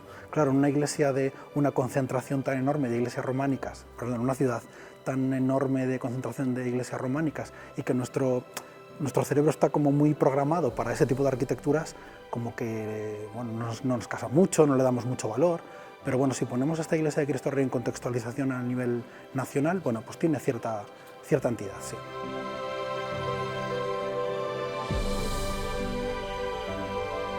De todas las iglesias que se construyen a lo largo del siglo XX o este cambio, ¿no? El Concilio Vaticano II fue entre 1962 y 1965, pues en ese entorno que además coincide con el incremento demográfico en la provincia. Además muchos pueblos, habitantes de muchos pueblos se vienen a vivir a la ciudad, con lo cual crecen nuevos barrios como este de la Candelaria o el barrio de San José Obrero o los bloques y precisan equipamientos religiosos para dar servicio a los vecinos. Bueno, pues de alguna manera esta necesidad de obra también está respondiendo Cristo Rey, ¿no? Y claro, hay que hacer obra y en Cristo Rey, como dices, pues se cuenta de alguna manera exponencial con artistas locales. Sí que es verdad que podemos decir que es una obra de zamoranos para zamoranos, aunque si vamos a los números, la mitad de los artistas que intervienen no son locales. Pero sí que es verdad que es un número lo suficientemente ponderado como para decir que es una obra de arte de zamoranos para zamoranos.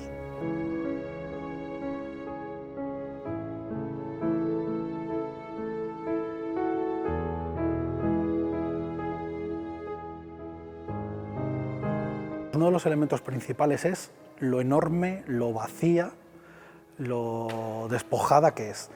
Al fin y al cabo está recogiendo también los elementos propios de la arquitectura, de la renovación de la arquitectura religiosa de estos momentos previos al Concilio Vaticano II, ¿no? Es decir, los elementos de monumentalidad quedan un poco atrás, todo ese concepto de arquitectura monumental, grandiosa, que habla de un Dios grandioso, han quedado atrás, a lo mejor no tanto en las volumetrías o los tamaños, cuanto en la riqueza, en la mostración de elementos decorativos ricos y recargados, sino más bien hay una apuesta por la esencialidad, por la limpieza, por paños muy lisos, muy simples.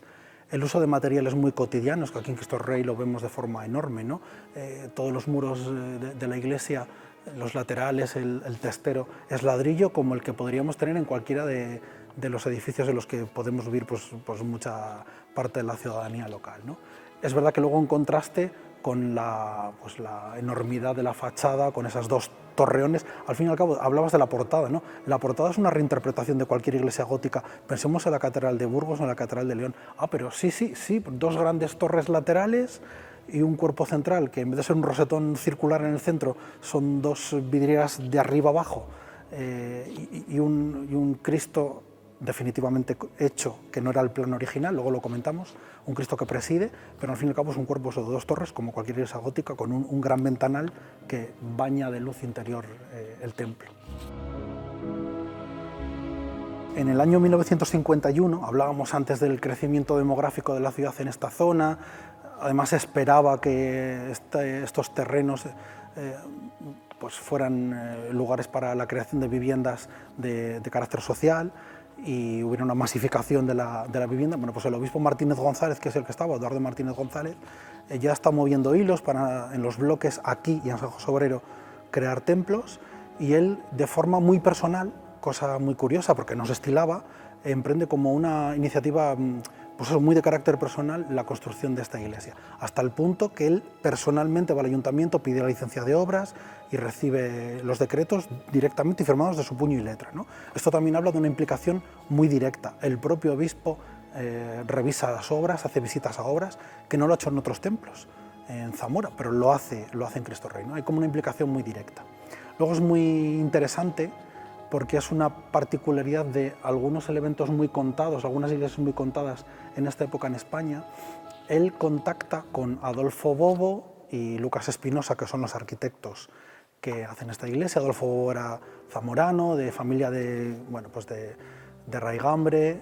Lucas Espinosa no era zamorano, era andaluz. Él, por distintas razones llega aquí a Zamora, contacta con ellos y les financia un viaje a Alemania para que se empapen de todo lo que está siendo la renovación de la arquitectura religiosa contemporánea en Centro Europa, sobre todo en Alemania, que es donde ellos van, y sean capaces de absorber todos esos elementos y proyectarlos en esta iglesia. Esto no es un caso exclusivo y raro de Cristo Rey, pasó en la década de los 50, fue no relativamente común, pero hubo más circunstancias donde esto pasó a nivel en España, ¿no? Pero sí que es verdad que es la única que pasa en toda la provincia de Zamora, y en el contexto en el que nos movemos próximo de las provincias cercanas fue casi una realidad exclusiva y única, ¿no? Y habla pues de este empeño, intentar hacer una iglesia como muy entroncada en la renovación, no con un carácter meramente local o de servir al uso, sino beber de las fuentes que estaban implementando la renovación en la arquitectura a nivel europeo, como digo, que es donde al fin y al cabo se está desarrollando en Estados Unidos y en Alemania sobre todo, y Austria, ¿no?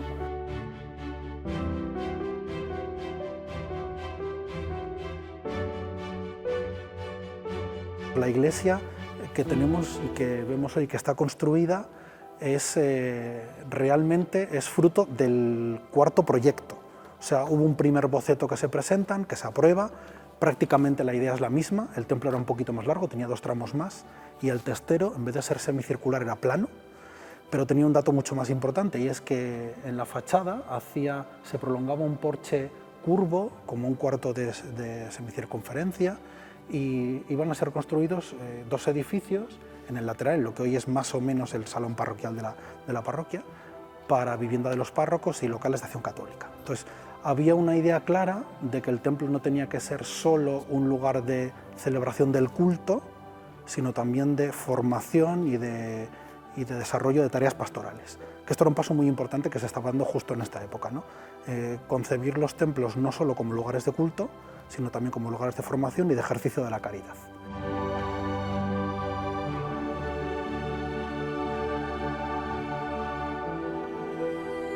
Una iglesia amplia, con capacidad de acoger a una previsible cantidad muy notable de nuevos vecinos en la zona, y con una deliberada pretensión de utilizar un lenguaje eminentemente moderno. Dice la propia memoria de la obra que el obispo pide una iglesia moderna, pero sin llegar a hacer exageraciones modernistas.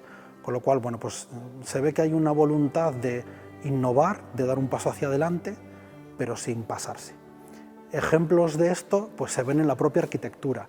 Es muy evidente, aunque está muy bien disimulado, la iglesia tiene una planta de cruz muy disimulada, ¿no? Porque en los 2 tramos primeros, junto a continuación del presbiterio, se ensancha un poquito.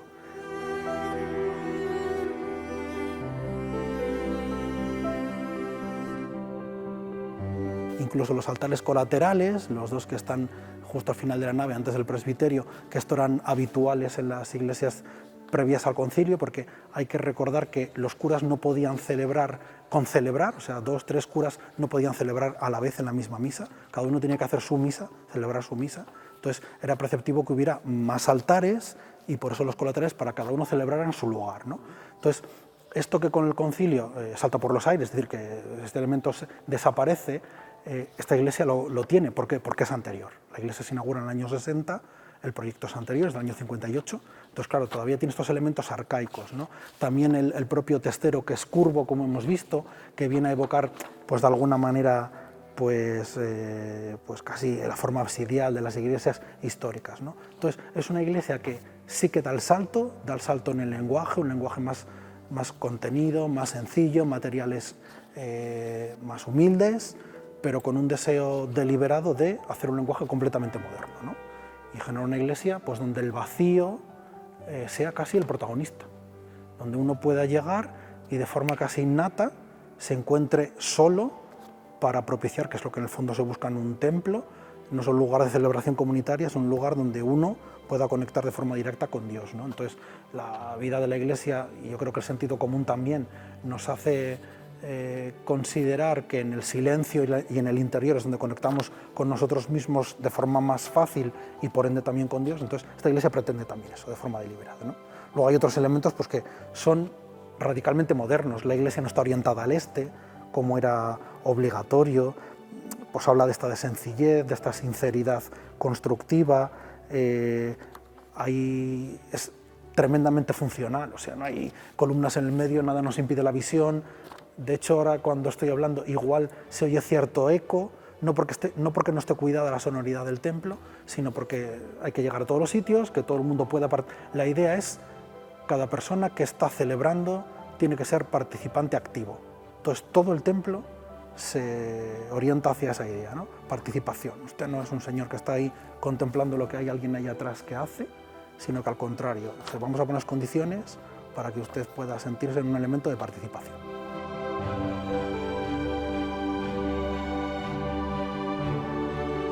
Luego la iglesia de Cristo Rey, aunque quedó completa y se inaugura en el año 1960, no acabó definida del todo, de modo que bueno, pues las personas mayores recordarán como las vidrieras que vemos en la nave de Kiko no estaban, había simples cristales transparentes y no estaba acabada, ¿no? La iglesia estaba acabada, pero faltaba ese elemento. La parroquia hizo un esfuerzo en los años 90 para dotarla de todas las vidrieras de Luis Kiko, de las que hemos estado hablando, y también intervino en el año 96, 2-3 años después de toda la obra completa de Luis Kiko, Jesús Masana, también, aunque es verdad que está afincado en Zamora, él no es un artista local, procede de Cataluña, pero bueno, sus años en Zamora ya lo hacen un zamorano más, pues dota a la iglesia de las 2 lámparas laterales que se encuentran en el crucero, que son muy sencillas, 3 circunferencias casi concéntricas, en alusión a la Trinidad, ¿no? Un poco esa idea.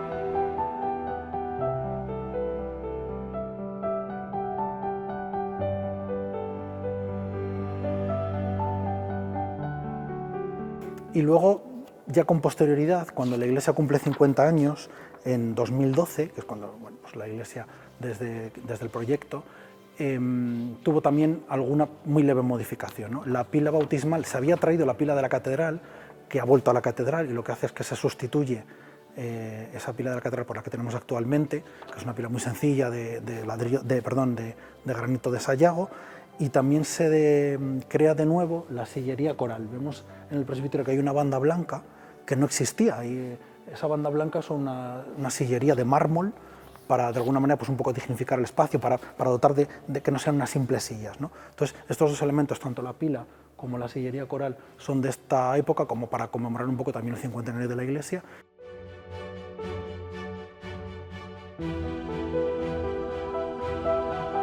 Uno de los elementos principales o de las características principales de la iglesia era pues, la implicación de un gran número de artistas locales, zamoranos, para realizar la iglesia. El obispo no lo era y no era artista, pero sí que es un elemento principal. Los arquitectos no son artistas, pero sí son técnicos que llevan a cabo la obra, y Adolfo Bo sí que era zamorano, pero Lucas Espinosa no, como decíamos antes. Y luego, uno de los grandes que intervienen en la iglesia es Luis Kiko. Es el autor de los altares colaterales, como hemos visto, es decir, las piezas de cerámica con elementos eucarísticos blancos que están adelante, los fondos de pino y las culminaciones de metal, junto con el sagrario, junto con los candelabros que ahora mismo no están, son de Comonte. Pero las imágenes que están en los altares colaterales no son de Luis Quico, son de Tomás Parés, que es un artista que no es local tampoco, ¿vale? Luego Quico, aparte de estas obras originarias, pues hace ya en el año 92 las vidrieras del presbiterio, hace las vidrieras del baptisterio, las vidrieras de la nave, hace la tapa de la pila de agua bendita, hace el mosaico de la fachada y hace el Cristo del coro, que es una obra muy interesante en metal, ¿no? En hierro, que además se parece mucho, tiene muchas evocaciones, muchos elementos muy parecidos a un Cristo de Pablo Serrano que está en la iglesia de los Dominicos de Alcobendas, en Madrid. Quico, bueno, pues es un artista que es polifacético. Las vidrieras, como digo, se encargan en los años 90, es decir, 30 y muchos años después de la inauguración de la iglesia. Yo tuve la suerte de visitar el templo con él en abril de 2004, ya estaba muy mayor, de hecho venía el hombre con las gafas de aire, de oxígeno, ¿no? Tuvo el detalle bueno, pues explicármela in situ, ¿no? Y explicó un poco cómo era la concepción de las vidrieras, cómo él había visto.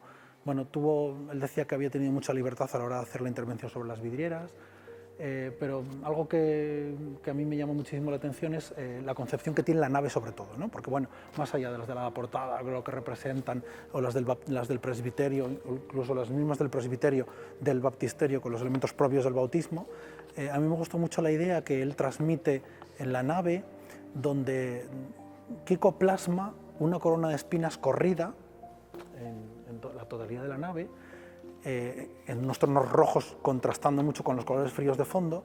Dice que sí que se le impuso tener algunos, que no fuera una corona única, que es la idea que él había tenido, sino que cada uno de los tramos va con alguno de los elementos alegóricos de la iglesia, pues el cordero místico, la nave como una barca, una tienda, bueno, elementos que tienen que ver con las alegorías a lo largo de la historia de la iglesia, que eso sí que se le impuso, porque planteaban que esa idea de corona de espinas que transmite el sufrimiento del hombre moderno, pues como que iba a ser un poco dura, entonces que se entremezclara un poco con estos elementos, ¿no? Sin embargo, Quico quería mostrar esta idea de corona de espinas a la altura de los ojos, de tal manera que quien está celebrando percibe la dureza de la vida, el sufrimiento, el dolor, pero que no se quedan aquí, porque en la parte superior de los muros, tocando con el techo de la iglesia, que al fin y al cabo es la bóveda celeste, que se ve muy bien en el presbiterio, que es el cielo, la simbolización del cielo, todas las representaciones celestes, estrellas, cielos, planetas, de modo que Quico dijo, hay una banda a los pies que se ve perfectamente, donde la humanidad sufriente queda redimida por el cielo que baja a ella. Y de hecho, si nos damos cuenta en la vidriera, todo el elemento que está a los pies baja al cielo hacia la altura de la corona de espinas, ¿no? Entonces, Quico dijo, esta ha sido la manera en que yo he pensado la redención de la humanidad, ¿no? Y es lo que muestra en la vidriera, cómo el hombre sometido al sufrimiento y al dolor de la vida, esta corona de espinas que tiene a la altura de los ojos y que vemos cada día en la calle, ¿no? Y en nuestras familias y en nuestra vida, el sufrimiento queda redimida por el cielo que baja y se encarna en la humanidad.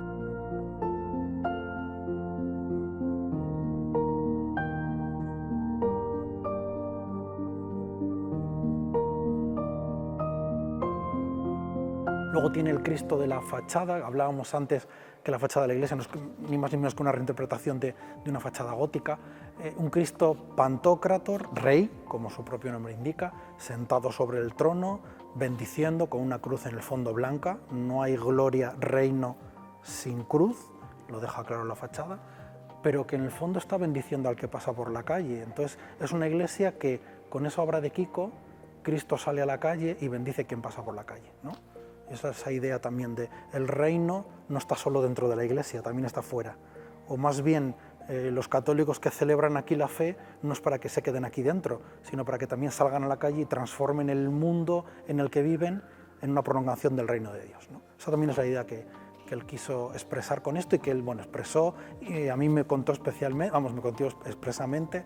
Y bueno, creo que recoge también muchos elementos teológicos expresados a través del arte, que al fin y al cabo es lo que pretende este tipo de arquitectura y de artes de la renovación del siglo XX, ¿no? Expresar estos elementos teológicos con un lenguaje contemporáneo. Destaca, por supuesto, el Cristo Rey del testero de la iglesia, que es obra de Tomás Crespo Rivera. Fue una de sus primeras obras, está hecho en tres piezas de piedra, de colmenar, piedra de colmenar de oreja. Tuvo una idea previa, que además lo lleva a boceto, donde había también un Cristo en esta postura, en pie, como levitando, pero con una interpretación de carácter mucho más barroco, había como unas telas alrededor con mucho más movimiento, tenía un orbe en su mano izquierda. Sin embargo, al final hace esta obra, que es mucho más hierática, es más clásica, más academicista, pero que bendice con su mano derecha, pero con su izquierda como que tiende la mano a la humanidad que está celebrando. No, aunque es rey, no está con corona, de modo que sí, es Dios mismo, pero hecho hombre y por tanto cercano a quien está celebrando aquí. No hay una gran distancia, sino más bien al contrario, quien tiende la mano, quien invita a la celebración.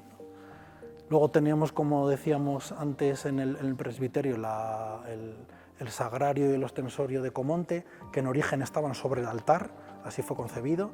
Hay que pensar que la iglesia, como tiene ciertos elementos arcaicos, estaba pensada en proyecto original para que se celebrara la misa de espaldas, como era preceptivo, entonces el sagrario encima del altar. Al retirarse, se inaugura así, pero poco después, con la implementación del Concilio Vaticano II y que el cura se vuelve para celebrar mirando al pueblo, el altar se adelanta levemente, se retira el sagrario de encima del altar y ya se puede celebrar de frente.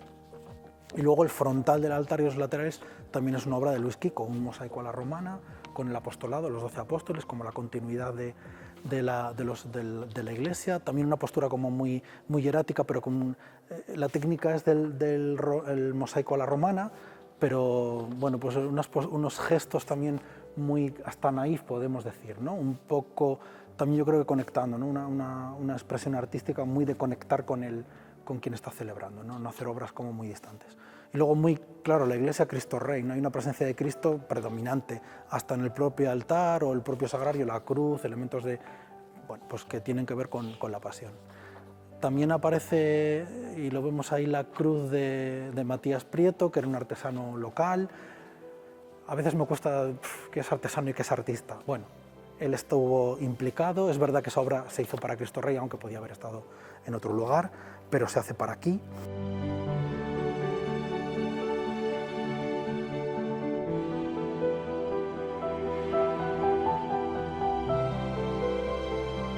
Y luego tenemos pues a Alberto de la Torre Cabero en el interior del baptisterio, con un lienzo precioso del bautismo de Cristo, que representa pues justo el momento del bautizo de Jesús en el Jordán. San Juan Bautista, Jesús, posturas quizá muy hieráticas, muy geométricas, con muchos ecos del cubismo, aunque luego es una obra que ha tenido ciertas secuelas por parte de Quico. Tiene una vidriera con una composición muy semejante en el Colegio del Verbo Divino en Coreses, que reproduce un poquito el esquema, y el propio Antonio Pedrero en Muga de Sayago, en la iglesia de Muga, tiene pues un lienzo también, un óleo, con una representación muy similar, ¿no? Es curioso cómo también entre ellos, no digo que se copien, sino que se reinterpretan, ¿no? Eso al final habla no solo del carácter del propio autor, sino también de la repercusión que su obra tiene en sus compañeros. Porque al fin y al cabo, y volvemos a lo que planteábamos al principio, es verdad que hay un deseo de hacer, como decimos en la historia del arte, un deseo de hacer una obra de arte total. No son artistas aislados que intervienen de forma aislada para completar una iglesia, sino que se ha querido contar con ellos para hacer una obra conjunta, que sea armónica, que sea coherente, que sea orgánica. De hecho, las pilas bautismales sí son de Quico, pero la tapa de la pila bautismal y los ángeles de la fachada son hechos a la limón entre Luis Quico y Tomás Crespo Rivera. Entonces, bueno, pues también hasta ciertas obras no solo se hacen de forma personalista, sino de dos autores colaborando en conjunto, ¿no?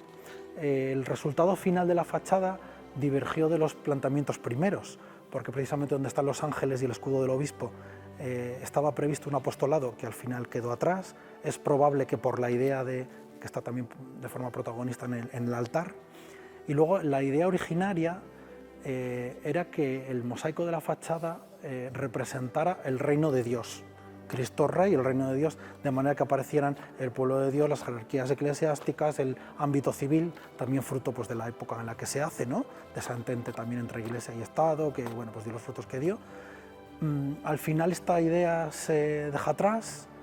La segunda propuesta fue el Cristo Rey que está en el testero, que estuviera en la fachada principal, que al final se aborta esta propuesta y se hace la definitiva. El Cristo Rey de Tomás Crespo va al interior, preside la iglesia y se le encarga a Luis Quico no una apoteosis del reino de Dios, sino un Cristo Rey con este carácter bizantino o neorrománico de la fachada.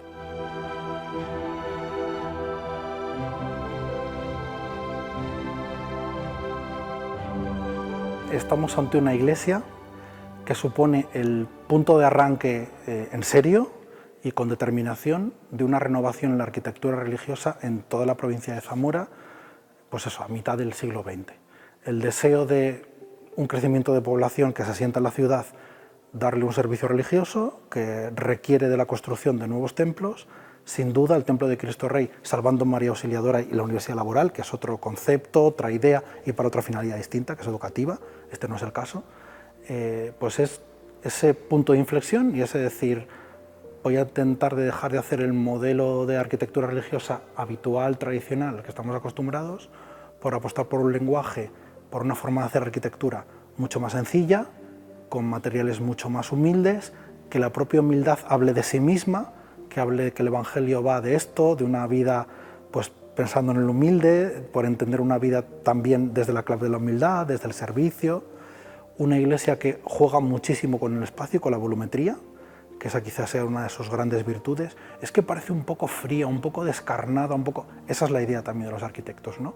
Es decir, generar un espacio donde uno se encuentre solo ante la inmensidad de Dios, que no te deja, que te abarca y que te abraza, que no estás solo aquí dentro, pero que te ves como ante Él, sin posibilidad de esconderte ni de poner trabas, sino, no, Dios sale a tu encuentro y te dice, venga, a ti que estás ahí, quiero entrar en tu vida, quiero... Esa es la idea un poco de la arquitectura esta, ¿no? Porque la idea es precisamente servir al hombre moderno para algo tan común como es abrirse al resto, a la comunidad, al resto de hermanos y a Dios mismo.